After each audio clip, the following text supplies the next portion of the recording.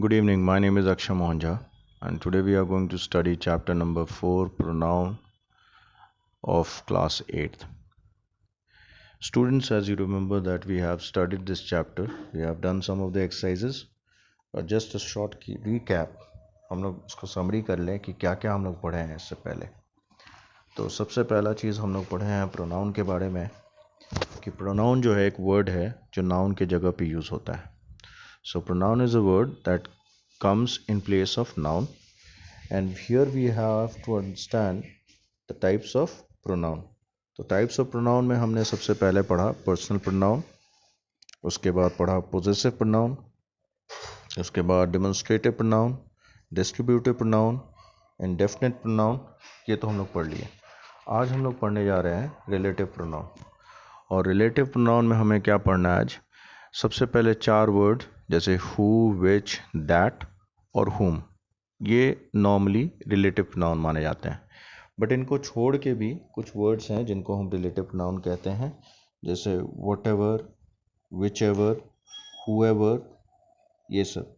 अगर आप बुक को देखिए तो आपके बॉक्स में दिया हुआ है कि pronoun what, whoever, whichever and whatever do not have specific antecedent. तो इन प्रोनाउन के पहले कोई स्पेसिफिक एंटीसीडेंट यानी इसके पहले कोई नाउन नहीं आता है। These pronoun are referred to indefinite relative pronouns. तो ये इंडेफिनिट रिलेटिव प्रोनाउन कहलाते हैं। ठीक है, अब यहाँ एक चीज़ और देखना है, हु, हुम। अब सबसे पहला चीज़ आपको देखना है, पहला एग्जाम्पल देखिए आप, आई एट एवरीथिंग। पहले तो हम लोग रिलेटिव प्रोनाउन का कुछ इंट्रोडक्शन पढ़ लें, यानी उसका डिस्क्रिप्शन जो है वो पढ़ लें। तो दिया हुआ है relative pronoun introduces relative clause and join two sentences. तो रिलेटिव प्रोनाउन क्या करता है? दो क्लॉज को जोड़ता है। Words like who, whom, which, whose, whoever, whichever and whatever are relative pronouns. और ये सब जो वर्ड हैं वो रिलेटिव प्रोनाउन है।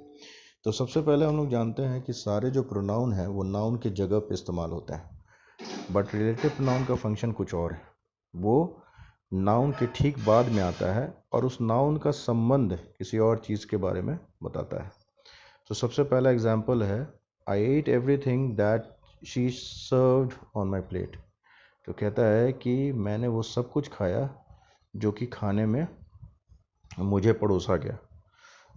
I ate everything, everything means सब कुछ।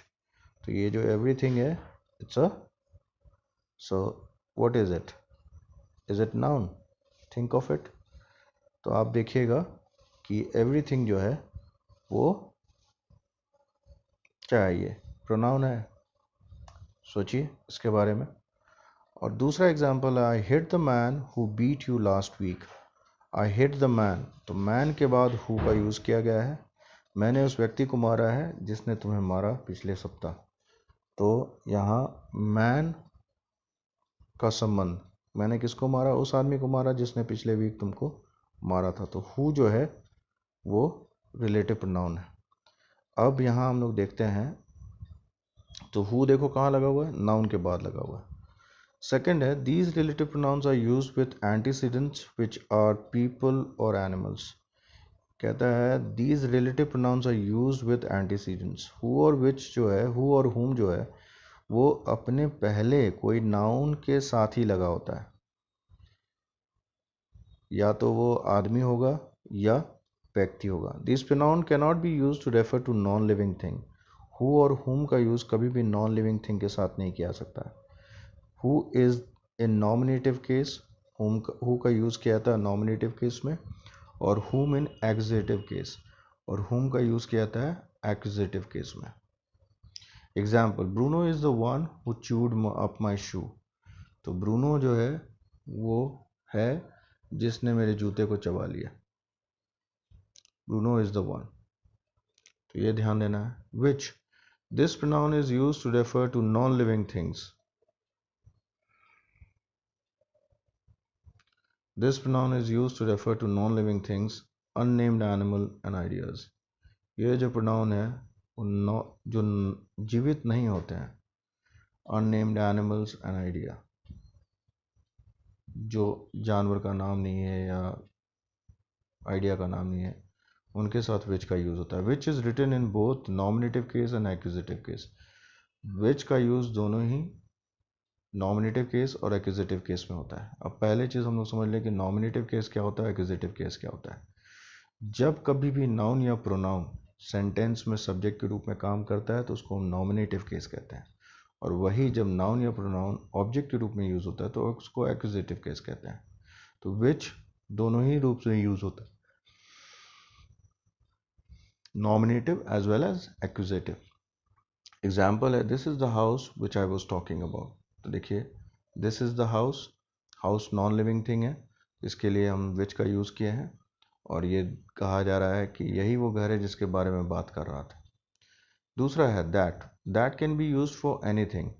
ये चाहे आदमी हो या पीपल हो या नॉन लिविंग थिंग हो, दैट का यूज़ हम सबके साथ कर सकते हैं। It is in both nominative and accusative case. अब इसका भी यूज़ हम लोग सब्जेक्ट के रूप में या ऑब्जेक्ट के रूप में कर सकते हैं। That tree is always laden with sweet smelling flowers. तो कहा जाता है कि वो जो पेड़ है वो हमेशा लदा पड़ा होता है खूबसूरत सुगंध देने वाले फूलों से। ये है। अब देखिए यहाँ पे when a pronoun is a subject of sentence it is said to be in nominative case। जब pronoun subject के रूप में sentence में काम करता है तो उसको nominative case कहते हैं। अब यहाँ एक चीज़ और देखिए, combine the sentences given in each case using relative pronoun। कहता है अब हम लोग को एग्जाम्पल बनाना, सॉरी एक्सरसाइज बनाना है, एक्सरसाइज F, और देखना है कि हम कैसे बनाते हैं इसको। तो सबसे पहला एग्जाम्पल है, एक्सरसाइज है that is mister Sinha his son is going to America for higher studies. तो इस क्वेश्चन को गौर से देखिए और देखिए हुज का कहाँ यूज़ किया गया है। तो आप देखते हैं that is mister Sinha whose son is going to America for higher studies. तो हम देखते हैं कि जो रिलेटिव प्रोनाउन है वो नाउन के ठीक बगल में लगा हुआ है। ठीक है, तो ऐसे करके बना है। अब यहाँ हम लोग फर्स्ट एग्जाम्पल देखते हैं। लिखा है आई मिस द बस आई travel bye it every day. तो इसको बनाइएगा कैसे, इसको ऐसे बना सकते हैं आई मिस द बस that I travel by every day. It drop हो जाएगा, या आई इसको ऐसे भी लिख सकते हैं आई miss the bus which I travel by every day. Second है he introduce me to the artist was from France. तो इसका होगा he introduced me to the artist who was from France. Third है the lady answered the bell she told me to come later. तो इसमें होगा the lady answered the bell,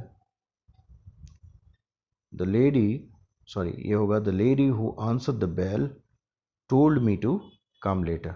ऐसे करके ये बनेगा। सो आप ध्यान दीजिएगा। उसके बाद हम लोग चलते हैं एक्सरसाइज जी पे। जी कहता है join the sentences using pronoun that और हु। तो कहता है Charles Dickens wrote Pickwick Papers he was a great writer. तो हम लोग लिख सकते हैं Charles Dickens who wrote Pickwick Papers was a great writer. एक सेकेंड है the lady was buying some fruit she saw a film star standing across the road. इसको लिख सकते हैं the lady was buying some fruits, नहीं the lady who was buying some fruits saw a film star standing across the road. ऐसे बनेगा। ठीक है, तो आप दो एक्सरसाइज बनाइए, एक्सरसाइज जी का ये 5 तक है, आप बनाइए, जिसमें फंसेंगे उसको हम लोग डिस्कस करेंगे। अब एक्सरसाइज एच में आते हैं। इसमें दिया हुआ rewrite each sentences as two sentences. कहता है एक ही सेंटेंस को स्प्लिट करना है, दो भाग में तोड़ देना है। The man who had a broken leg sail across the ocean. तो देखिए कैसे बना हुआ है, द मैन हु को ड्रॉप कर दिया गया, रिलेटिव प्रोनाउन को ड्रॉप कर दिया गया और सीधा उसको जोड़ा गया। देखिए the man had a broken leg full stop he sailed across the ocean. इस सेंटेंस को दो पार्ट में तोड़ दिया गया। अब यहाँ पहला वाला एग्जाम्पल है bring me a glass of water which is cold. तो यहाँ वाटर विच इज कोल्ड, ठीक है, तो इसको आप कह सकते हैं bring me a glass of water full stop, उसके बाद लिख सकते हैं it is called, full stop के बाद वाटर के बाद फुल स्टॉप और उसके बाद it is called full stop. Next है the cow that had anthrax died. तो इसको लिख सकते हैं द काउ, दैट को ड्रॉप कर दीजिएगा, the cow had anthrax full stop, उसके बाद लिखिएगा इट डाइड फुल स्टॉप। तो ये दो पार्ट में बन गया। Sally who is an astronaut is a part of next NASA space mission. Sally is an astronaut full stop, she is a part of the next NASA space mission full stop। ये दो है। तो आप इसको ये आप ऐसे करके बनाइए और एक्सरसाइज एस तक हुआ है, हम लोग इसको आगे भी करेंगे आपसे जहाँ तक बन सके। ये एस तक तो हम बता दिए आपको, और हमारा आज का होमवर्क रहेगा, जे तक तो पहले ही दिया हुआ था, के से लेके ओ तक, के से लेके ओ तक। Thank you, have wonderful evening, bye.